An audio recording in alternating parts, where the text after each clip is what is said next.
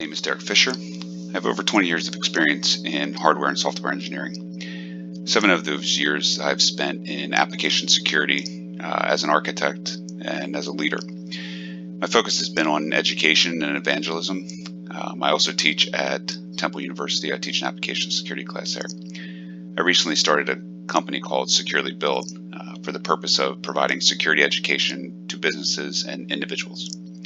And with that, let's get into the security of IoT. So when most people think about IoT, the first thing that comes to mind is typically light bulbs. Now, only because this is something that's pretty ubiquitous.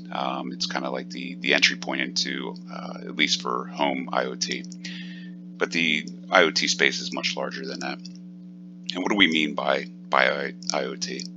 So the Internet of Things is a network of devices such as vehicles and home appliances that contain electronics, software, actuators, and connectivity which allows these things to connect, interact, and exchange data. I shamelessly ripped this from Wikipedia. But basically what we're talking about here is digital bits controlling physical objects. And what's better stated there is digital meaning physical. So this isn't anything new. Obviously in engineering we've had the ability to send signals to manipulate physical objects for a long time. What's somewhat different with IoT is the ability to remotely access those devices. And obviously that's added an additional vector to IoT. So what are the different categories within IoT? This isn't an exhaustive list, and what you'll notice is that some items will kind of carry over into different categories, but I did want to lay out a couple high-level categories here. The first one, and probably the most well-known category for IoT, is what's considered consumer or personal IoT. So this is really wearables, smart home devices, monitoring. Many of you may have a wearable device on your wrist or in your pocket or on you somehow. These are, typically related to fitness monitoring and things like that. So smartwatches, fitness trackers, those are considered wearable IoT. There's also the personal assistants. So many of you may have one in your house, an Alexa or a Google Home or an Apple HomePod. These are considered personal assistants and also consumer IoT. Home robotics, now obviously not the robot that you would see in the Jetsons, Rosie, but things like the Roomba is probably well known. It's a vacuum cleaner that goes around your house. Typically by you can set a schedule for it to go around your house and do some cleaning, but you can access it remotely, whether it's through a smartphone or some other device. Sometimes even I actually have one, and I have it connected, or I have the ability to issue commands to it through my Alexa. But not just the Roomba, but you also look at things like ovens, refrigerators, toasters, coffee makers. These are increasingly becoming connected devices as well, and fall into that category of consumer IoT. Another area is within energy and lighting. So as I mentioned, the light bulbs are kind of like the easy way of thinking of IoT, but also some may know of the Nest thermostat. It's a Wi-Fi enabled thermostat, but these devices obviously allow you to control the temperature in your house or the lighting in your house. So it's really one of the benefits of this is kind of energy saving. So you may have the ability to kind of remotely dial down or dial up your thermostat, based on the weather. Maybe you forgot to set it before you left, or whatever the use case may be. And last part of consumer IoT that's typical is home security and monitoring. So for things like sensing window breaks or burglaries or fires or CO2 monitors, these devices are also part of the consumer landscape. Another hotspot for IoT is in the commercial space. So this is where you would see things like in hotels and restaurants, retail and workplaces. Again, you'll see some kind of carryover from the consumer space in the area of like HVAC, so temperature control, lighting, and again, that's really around how to save money and be more energy efficient. You'll also see in security and safety, so as I mentioned, CO monitors, fire, and physical security, so break-ins and things like that. But where you're also seeing in the commercial IoT space is around robotics. So some of you may have already seen these in your local grocery store, but many grocery store chains are starting to have robots that kind of patrol the aisles. And these robots will, notice things, spills, or notice something that's out of place and alert, a person within the store, a worker, to say, hey, something needs attention. Now it's kind of you also see similar to Roomba, but more on a larger scale. Obviously, is robotic cleaning robots that they can put into stores.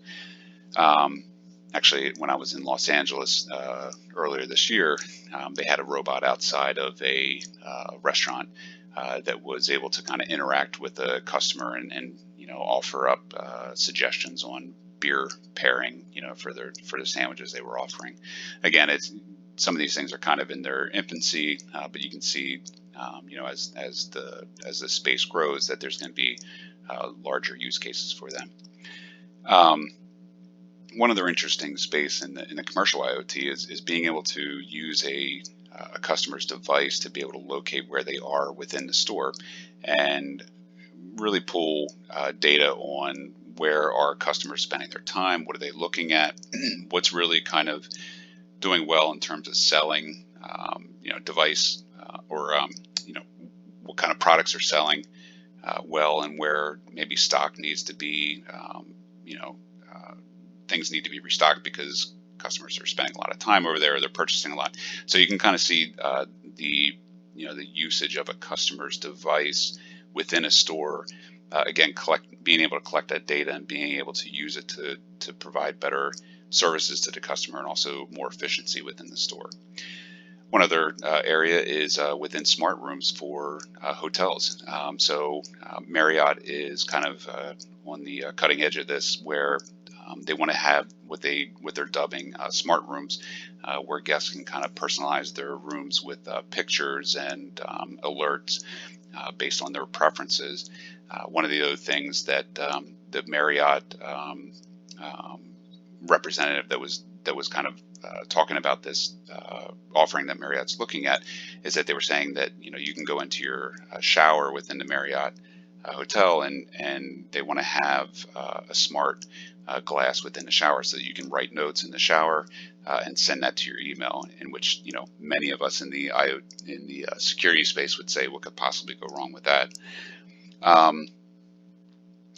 And for another example is with seamless shopping. So for instance, some of you may know of the Amazon Go store.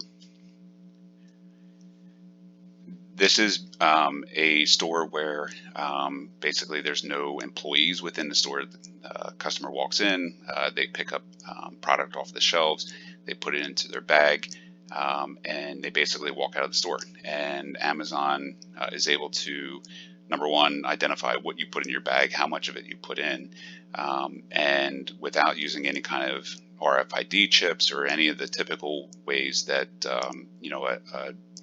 a grocery store would track items as they're being sold. But the customer walks out to the car and gets an alert from their Amazon Prime account that, hey, you just been charged X amount of dollars for the product that you just bought with the Amazon Go store.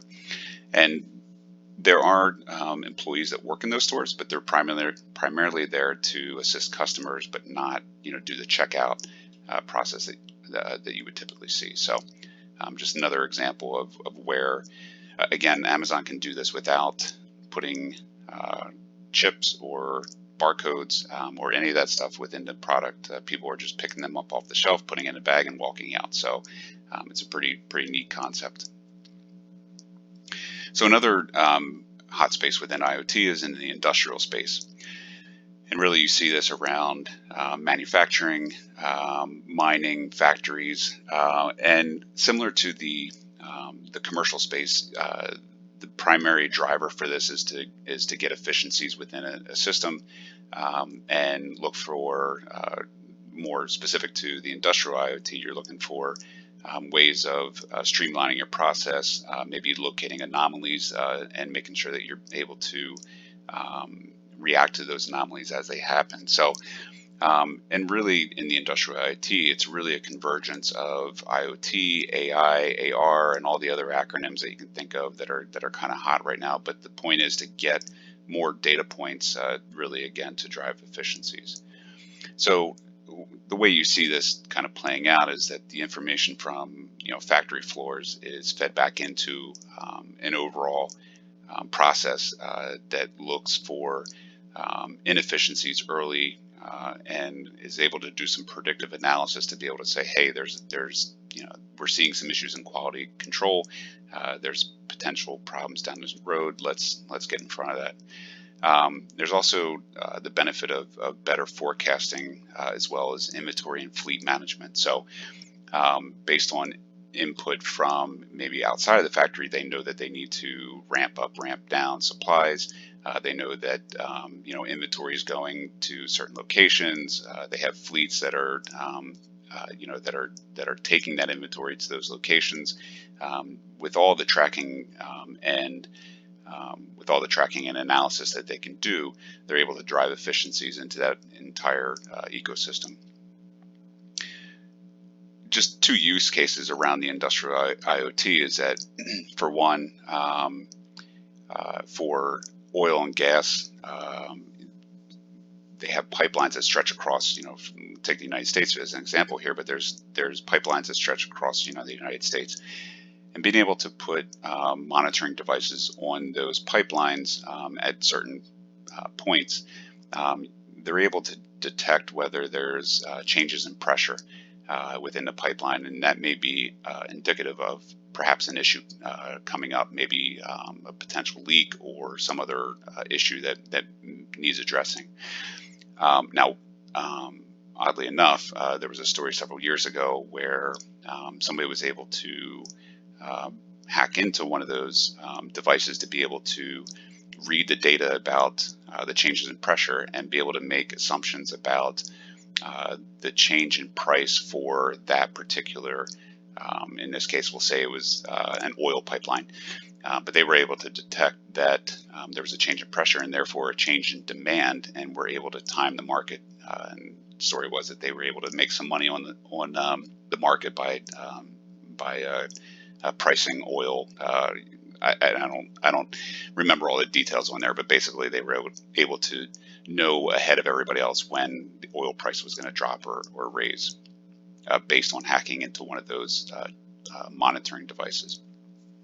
Another use case for in the industrial IoT space is in mining.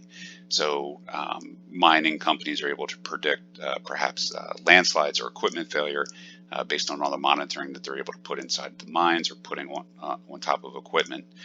And this obviously saves lives and is able to, again, drive efficiency. And that's really kind of the central theme here around, especially the industrial and in the commercial space. So the last kind of bucket of IoT that we'll talk about here, and again, this isn't an exhaustive list, but these are kind of the prominent ones. But the last one we'll talk about here is healthcare. So this is really ambulatory hospitals, health trackers, doctors' offices. You'll see a lot of devices in that space. So what's really, again, the common theme here is driving efficiency. So hospitals are able to reduce wait times by being able to better monitor patients and how beds are being used, whether they're full, whether they're empty, timing. Again, in these cases, the point of having these IoT devices is really to gather data, do analysis on it, and drive efficiency. But as well as the kind of monitoring and being able to react, there's There's also e-alerts. So all the devices, if you're in a hospital bed, you're typically hooked up to a lot of devices. Those devices will be able to sense or alert individuals when perhaps there's something coming up, or there's an issue that that somebody, a medical practitioner, needs to react to. There's also real-time tracking of patients, staff, and hardware within a building. That's kind of critical as well. You want to make sure you know where maybe it seems a little creepy, but knowing where your staff are, knowing where your patients are, but more importantly, knowing where your hardware is. So, in a lot of hospitals and doctors' offices these days, you'll see them carrying around tablets or mobile phones or some other device to do a lot of their work. You probably want to know where those devices are at a given time. There's also an interesting use case here with drug management. So there are these little microscopic pills that contain sensors that a patient can swallow. That sensor will then send back information to like a device that's being used by by the medical practitioner. Sometimes some of these sensors can be the size of a grain of rice. It just needs to have enough power to be able to send a signal out. Sometimes if it's it can be activated by perhaps a device outside of the body, but you can kind of see that the use cases that can play out there. Also in population telemetry. So this is when, for instance, instead of a hospital or doctor telling you, hey, you need to be admitted, you need to stay here, we're going to hook you up to some devices. In some cases, the doctor is able to send you home with a device where you can, they can gather the information from that device, when you're at home and maybe you're more comfortable. So, for instance, I had a sleep study done not too long ago, and back in the old days, 5-10 years ago, what they would do is they would send you to a location, you'd sleep in a bed, they'd hook you up to all these machines, somebody would be sitting right outside the room doing a lot of monitoring, and they would tell you, okay, relax and go to sleep. Now, for those of us that maybe presumably you're there getting a sleep study because you're having issues sleeping, it's not really the ideal place for you to get a quote-unquote good night's sleep. So what they've started to do is send people home with these sleep monitors, and basically you wire yourself up, you lay down in bed and you get your sleep, and then you return the device. The doctor is able to collect all the data off of that and be able to make some decisions off of that. So that's just an example of where the medical field is starting to send people home with devices as opposed to bring them in, admit them into a hospital or do tests within the location. So.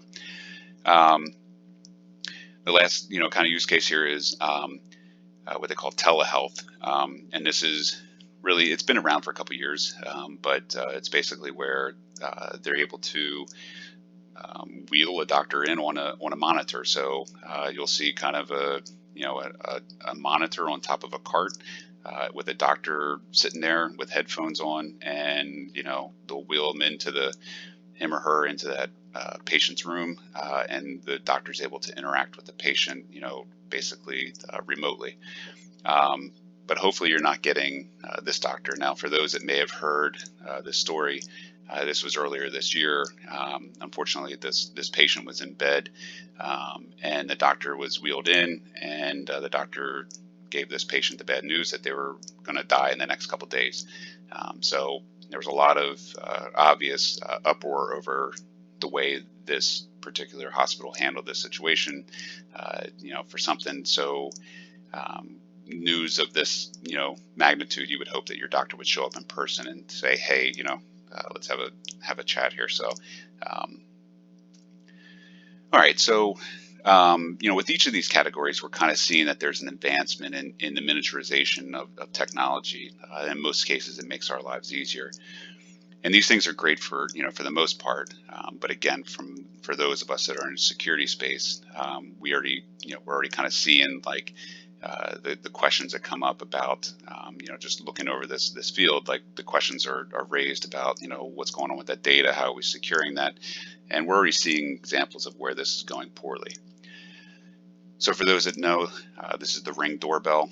It's basically a camera on a doorbell that's able to look out, and see who's coming to your house. Sounds like a great idea. But Ring has been in the news actually frequently just in the past several months.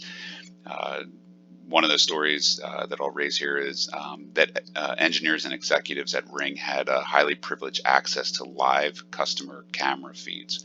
I did not misspeak there. They had access to live customer camera feeds.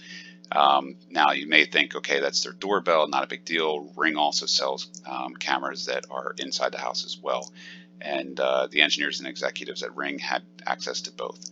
And in this case, all that somebody needed in order to access the live feed was a customer's email address. So even though the story was kind of centered around, the engineers and executives having access, it wasn't limited to that. Anybody with a customer's ID or a customer's email address that knew, that they had a Ring doorbell and was able to, they were able to access this information. So it opened it up to people potentially outside of the company as well.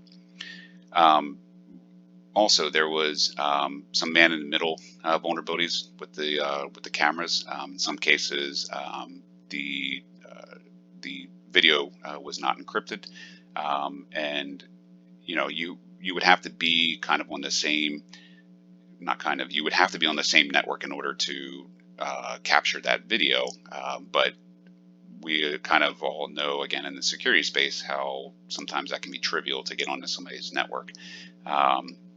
And also, presumably, somebody that has one of these devices also has other IoT devices that maybe Ring's doing the right thing, and they're securing their device, but another IoT device that gets compromised and allows somebody to get on the network, now you're able to see the Ring traffic.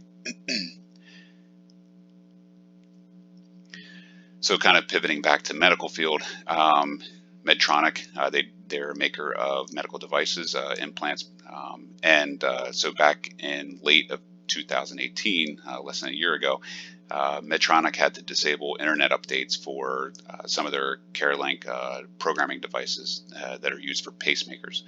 So that should kind of make you sit up in your seat there, but these pacemakers would be implanted into somebody's chest, and what happens is the doctor will have a programming device that they keep in their office. If you show up to the doctor's office, the programming device, they hold it up to your chest and they punch in some stuff and it programs the pacemaker. There was a vulnerability in that device, in the programming device, that allowed somebody to be able to manipulate the data that could be sent to a pacemaker. Now, you would have to be able to get physical access to that device, but you would also have to know, somebody that was going in there, if you were targeting somebody, somebody that was going in there, that they were getting their pacemaker updated, and you were able to kind of, leverage that vulnerability in the device. So it seems like it's very a small set there, but it's still frightening nonetheless. If you were somebody that had a pacemaker in your chest, I'm sure you would be a little concerned there. Wasn't a few months later, earlier this year, in 2019, that Homeland Security had issued a warning for a set of critical rated vulnerabilities in Medtronic in their defibrillators. So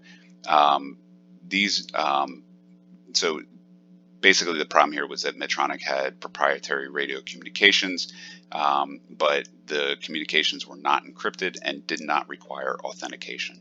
So this actually allowed somebody remote, if somebody knew the protocol, they were able to sniff it, and they were able to modify, they could modify the data and send that to that device.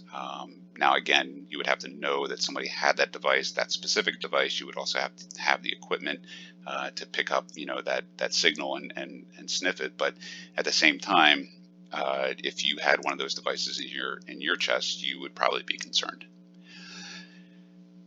And then this is the Google Nest Secure, and so this is one of the home assistants, but primarily used for home security. Google actually put a microphone in the Nest without notifying anybody about it, and without it actually being on the official parts list or the spec list. Google didn't even mention it. It was never announced. So the when somebody located or found that there was a microphone in it, they raised it up to Google. Google came back and said, hey, yes, we put that in there. No, it's not enabled. We put that in there. We put that in there for potential future usage. So the use case they were raising up was that, hey, if somebody breaks a glass window in your house, we want the Google Nest to be able to pick that up and say, hey, there's a potential break-in happening. We need to alert some people. So, it sounds, Google's, kind of made it sound like that, they weren't up to anything nefarious here, but obviously putting in features that nobody else knows about, it's an additional attack vector. It's also just a little concerning that, manufacturing put this stuff in here without telling anybody. So why is this, why are we talking about this security, and why is this really a concern? It really comes down to that IoT is everywhere. It's in the house, it's in the car, it's in stores, it's on us. Yes, sometimes it's even in us. And in a lot of cases, I think what, personally what kind of bothers me is that there's a lot of cases where you can't opt out of this. Now I can have, I can take the choice of putting IoT light bulbs in my house. I made the choice to have an Alexa in my house and a Roomba. These are my choices, but I think as you see this space kind of expand, you're going to see that you're no longer able to opt out of these, being exposed to these things. And we're seeing a steady increase in IoT devices, so from 8 billion to 21.5 billion over the next 6 years, and that's a large increase. And honestly, this is what we know today. There may be new technology that comes out that we're not even aware of at this point. That's going to further increase the amount of devices that are out there. And one of the main points here is that security is top of mind. So here you see Bain & Company's latest survey. Their enterprise clients reflects the broader market's high priority on securing and integrating IoT networks. So security is really kind of not only a concern, but it can become a barrier where, if you're not confident that the product is secure, you're unlikely to take it on or use it in the use case that you think you may be able to gain benefit out of. But if you're, gaining efficiencies in a system, by collecting data and doing the analysis and gaining that efficiency may be negated by a breach that potentially releases a lot of information that you just, because of all the fines and all the things you have to pay for, wipes away that efficiency that you gained. And, honestly, we're seeing the same security issues.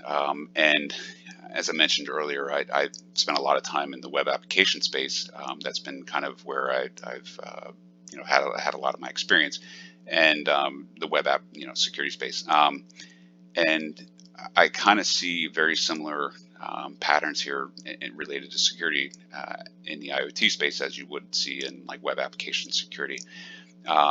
And honestly, in some cases, these IoT devices have little web servers running on them.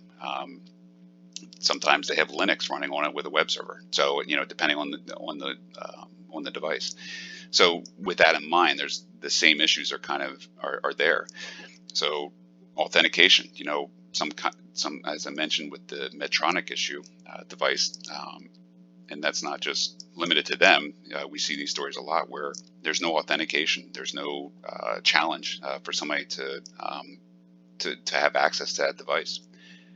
Authorization: how do we make sure that people that are accessing that data or that device have rights to do that? The Ring doorbell example of engineers and executives and pretty much anybody that had an email address was able to was authorized to view live data feeds or live video feeds.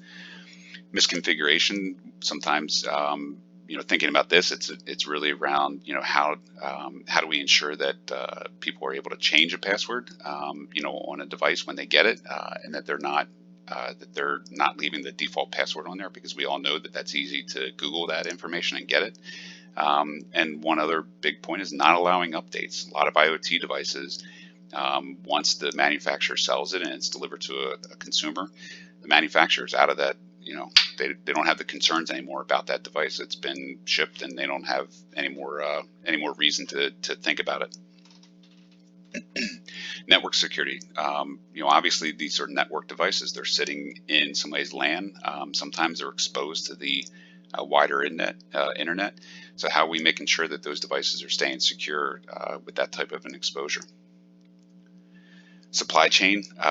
It comes down to security and encryption is well known. We know how to do these things. We know how to do them right. The problem is that in a lot of these devices, because of the size, they're small, they're miniaturized. A lot of times it goes to the cheapest supplier. You're going to get the cheapest devices and the cheapest hardware in order to make the end result cost effective for a consumer to purchase, because you're trying to be the cheapest one, because that's really what drives the market is cost. So to get to that point, you need to look at suppliers that have cost-effective parts, and unfortunately, cost-effective doesn't really contain security in a lot of cases. As I mentioned earlier, all that data, what are we doing about that data? Where is it being stored? Who has access to it? Is it being encrypted? How do you know it's being destroyed when it's no longer being used? Physical security, physical access. If you have a light bulb, a connected light bulb that's outside of your house, somebody can easily take that right out of your, out of your socket there and run off with it. The Ring doorbell, same thing. Somebody could pry that right off the wall and run off with it. So, the concerns, maybe you're not worried so much about the theft, but what about the data? What about the ability for someone to maybe gain your Wi-Fi password from that device? API security. Again, as I mentioned, a lot of these devices running web servers, they may have APIs exposed or be calling APIs.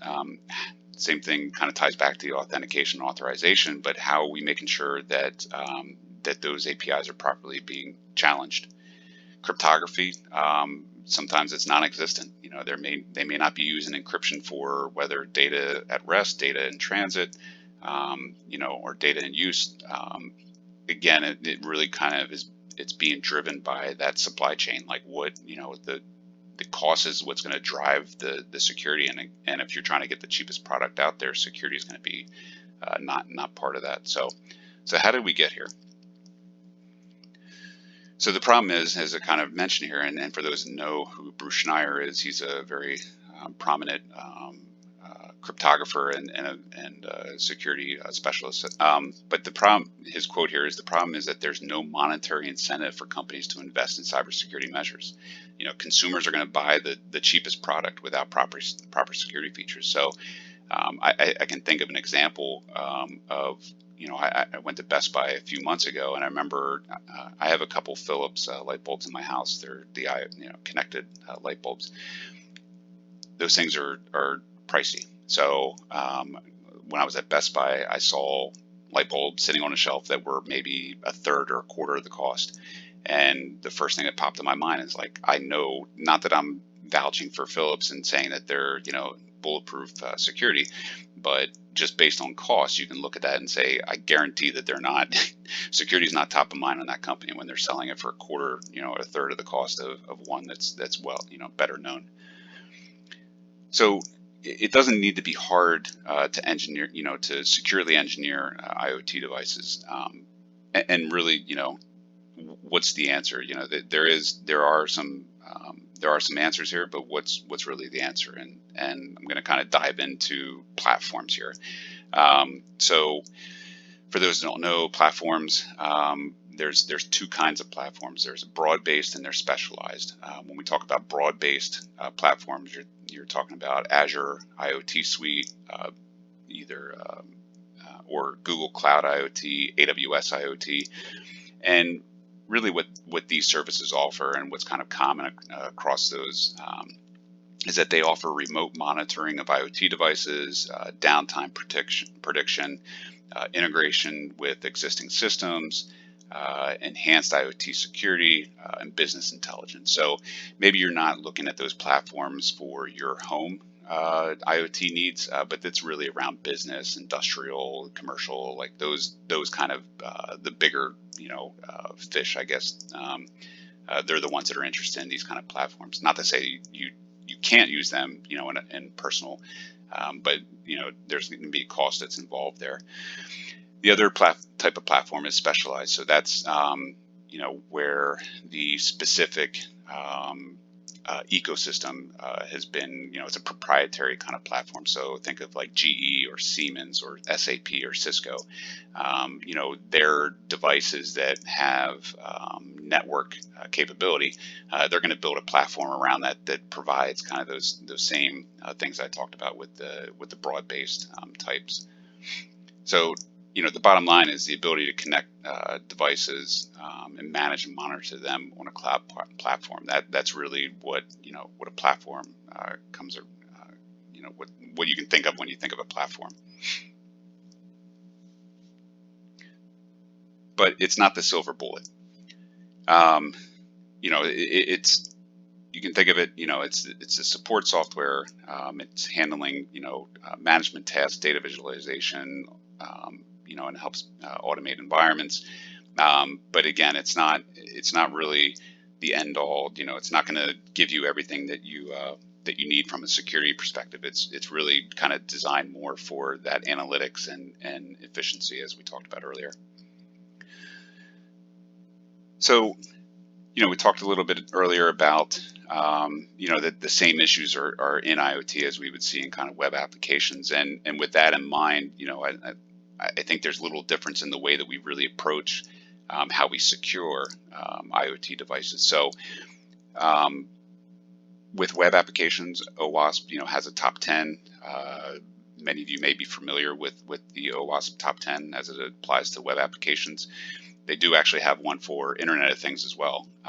And some of these things are kind of obvious and things we talked about here. So insecure network services, lack of a secure update mechanism, which I think to me is kind of like if you can at least, if you're developing an IoT device or if you're creating an ecosystem around an IoT, that the very least that you can do from a security perspective is be able to provide the ability for secure updates.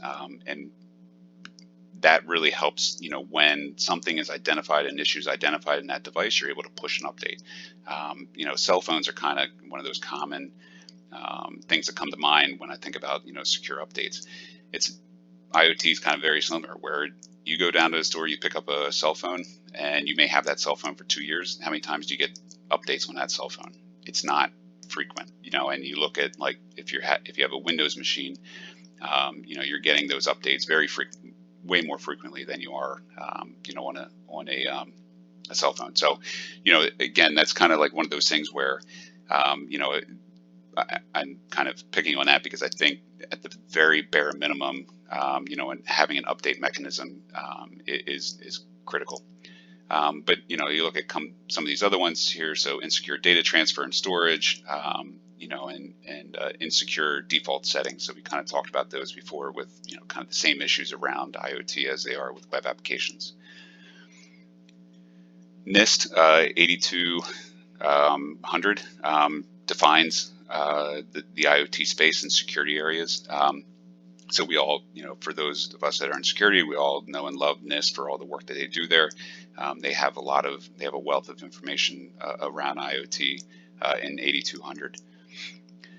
A hardware root of trust. So this really gets down to a hardware security module, and this is hardware dependent. So it means that you need to be able to. These things are available, as I mentioned before.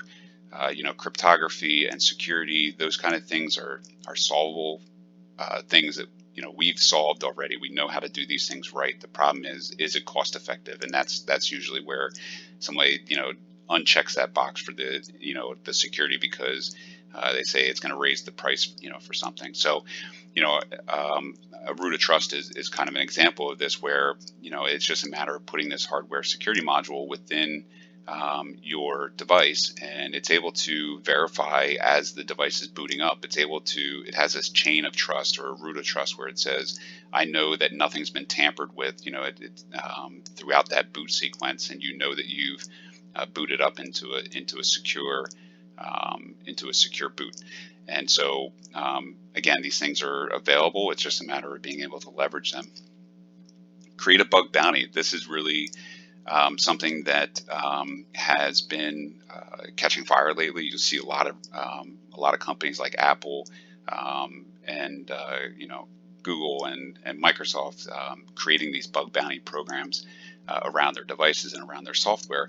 And the purpose there is really, companies spend money on getting penetration tests. They build red teams. They do all this work around trying to capture vulnerabilities as they come up or as they're discovered. But in reality, like being able to outsource, that type of work to a broader audience really benefits your company and your product.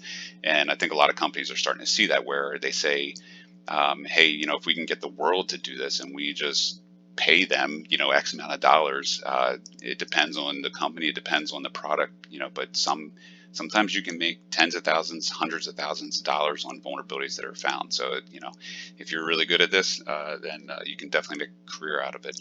But companies definitely, reap the benefits of that. They're able to really, it's free, not free. Obviously, they're paying for it, but it's a wider audience of penetration testers than what they would pay for like a pen test engagement or building a red team. As I mentioned, I can't stress this enough. At the very least, build an update mechanism into an IoT device.